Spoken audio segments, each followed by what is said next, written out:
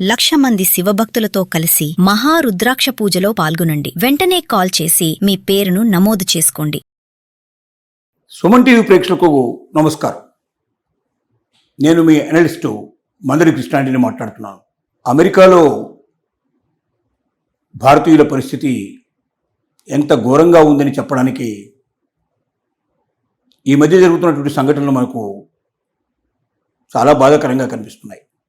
ఒక out side ఏరియాలో road పక్కన తన భార్యతో ఫోటోలు వీడియోలు తీసుకుంటున్నటువంటి ఒక జంటని అవమానపరిచే విధంగా ఒక అమెరికను బూతులు తిడుతూ, మీరు ఎక్కడి నుంచి వచ్చారు అంటే మేము ఇండియా నుంచి వచ్చాము, ఇండియా గొప్పదా అమెరికా గొప్పదా అడిగాడు. ఇండియా గొప్పది, అమెరికా కూడా గొప్పదేనండి అని చెప్పారు.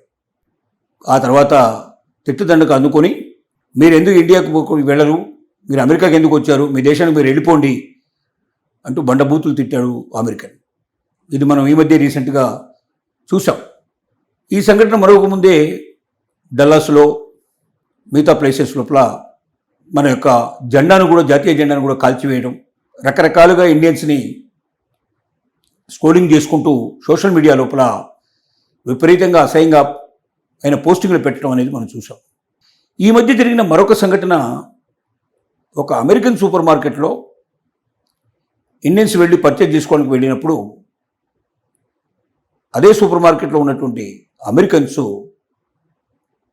చాలా అసహ్యంగా బిహేవ్ చేయడం, వాళ్ళు ఇండియన్స్ ఎవరు కూడా అమెరికన్ సూపర్ మార్కెట్లో ప్రవేశించడానికి అర్హత లేదన్నట్టుగా మాట్లాడడం, వాళ్ళని బాధ పెడుతూ సూపర్ మార్కెట్లోంచి బయటకు వెళ్ళిపోయేటట్టుగా చేసేటువంటి సంఘటన చాలా బాధాకరమైంది.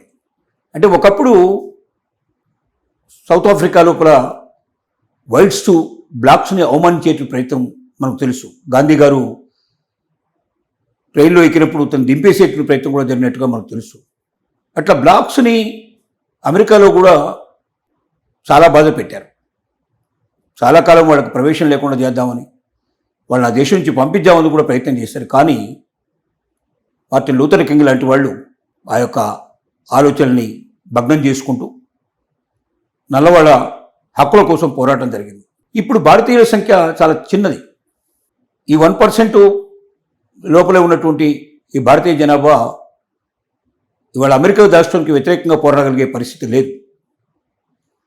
అందుకే ఎక్కడ పడితే అక్కడ బజార్లలో, రోడ్డు పక్కన, ఆఫీసుల్లో, అలాగే కమ్యూనిటీ సెంటర్స్లో తిరిగి సూపర్ మార్కెట్లలో ఇలాగా ఇండియన్స్ని పరాభవించే పరిస్థితి ఏర్పడుతుంది.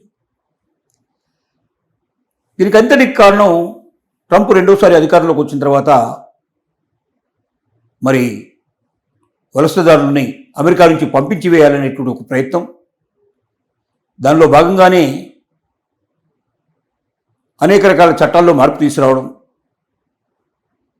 H-1B వీసా లాంటి దాన్ని అందుబాటులోకి లేకుండా చేయడానికి $1,00,000 కట్టాలనేటువంటి నియమం తీసుకురావడం, అలాగే బర్త్ రైట్ సిటిజన్షిప్ మీద కూడా ట్రంప్ కొన్ని ఆర్డినెన్స్లు పాస్ చేయడం, అలాగే వీలైనంత వరకు విదేశాల నుంచి వచ్చిన వాళ్ళు, దాంట్లో ఇండియన్స్ వచ్చిన వాళ్ళను వెనక్కు పంపించేటువంటి ప్రయత్నాలు చేయడం, అలాగే స్టూడెంట్ వీసా మీద నిబంధనలు విధించడం, అన్ని వీసాల మీద నిబంధనలు విధించడం, ఈ నిబంధనల వల్ల ఇంకోటి సోషల్ మీడియా వెట్టింగ్ అనేటి ఒకటి తీసుకురావడం, ఇలా రకరకాల కారణాలు చూపిస్తూ, రకరకాల ఆలోచనలు చేస్తూ ఏదో రకంగా భారతీయుల్ని అమెరికా నుంచి బయటికి పంపించాలనేటువంటి ఒక కుతంత్రాన్ని అమెరికన్ ప్రెసిడెంట్ దగ్గర నుంచి మొదలు పెడితే అమెరికన్ సిటిజన్స్ ఎవరైతే ఉన్నారో వాళ్ళు దాన్ని ఆసరాగా చేసుకొని భారతీయులను అవమానించేందుకు ప్రయత్నం చేస్తున్నారు.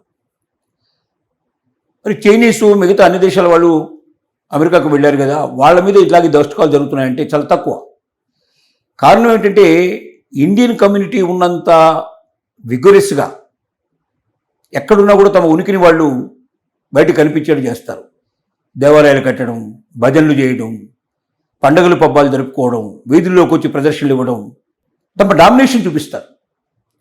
ఎప్పుడైతే ఇండియన్స్ తమ డామినేషన్ చూపిస్తున్నారో అది అమెరికన్స్కి చేదుగా కనబడుతుంది. అది నచ్చటం లేదు.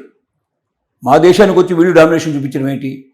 ఇంకోటి, అక్కడ ఇల్లు కొనుక్కునేది కూడా ఎక్కువ భాగం ఇండియన్సే కొన్నారు. కారణం ఏంటంటే భారతదేశంలో ఇల్లు కొనుక్కుంటే మనకి ఇక్కడ కనీసం ఒక వడ్డీ 10 పైసల వడ్డీ కూడా మనకి గిట్టుబాటు కాదు. కానీ అమెరికాలో ఏంటంటే 25% to 50% వరకు అక్కడ గిట్టుబాటు అయ్యే అవకాశం ఉంది.